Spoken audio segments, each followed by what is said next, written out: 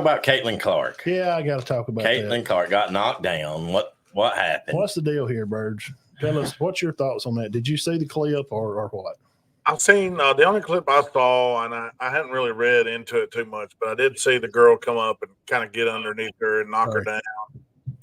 Well, go ahead, Dan. No, I was just going to say, Benton, before you get started, we need to stop this. Don't you think? Well, here's the thing. She come up, she knocked her down. They called the foul. They called it a excessive foul. Now it's time to move on. I mean, Yes. Jeez. I mean, why are we micromanaging every move she makes? It's getting a little too much. I'd say she's getting tired of it. I bet she is tired of it. I mean, such a high profile player, they're going to do that with every move she makes. Well, they're going to make her so hated by her peers. Just stop. Yeah, the thing in question is the girl that, from the sky, coming there and hitting her before she ever got the ball. Yeah. So, which is not a basketball move. So it's definitely a flagrant foul. So you got to ask, why? What?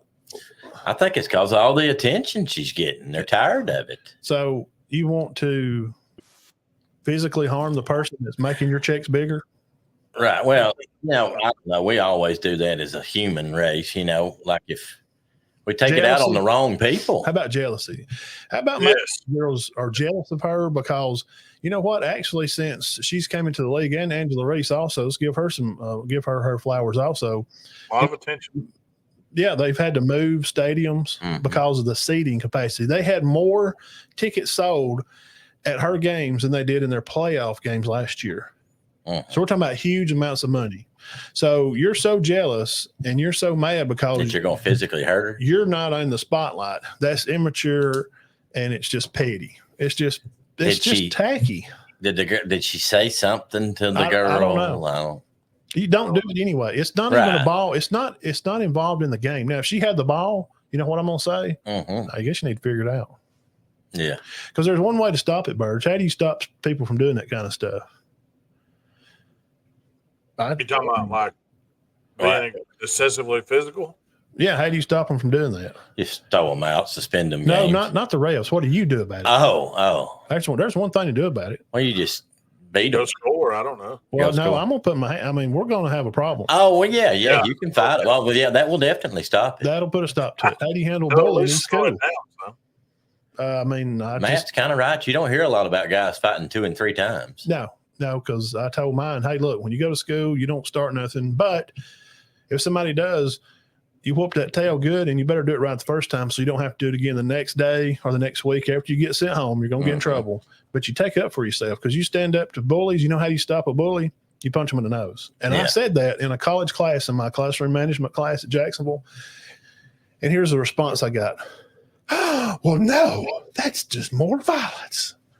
Yeah, it does stop it. I said, let me tell you something. At the time, I was like 35. I said, I'm 35, and I wore glasses in the 80s when it wasn't cool. So I got picked on a good bit. You know how I stopped it? You punch noses, and it ends. It ends, yeah. That was the end of it. We move on. We're all friends. Hey, the world's fine again because, guys, we fight and we move on. Of course, back in the 80s, I would hear like some of these guys at school would have, I'm serious, they'd fight 2 and 3 times. It'd be like so-and-so and so-and-so, part 3 after school today. So I could say about the Caitlin Clark situation, if you don't like it, do something about it. If you don't like her hip checking, did she flop a little? I feel like she flopped a little.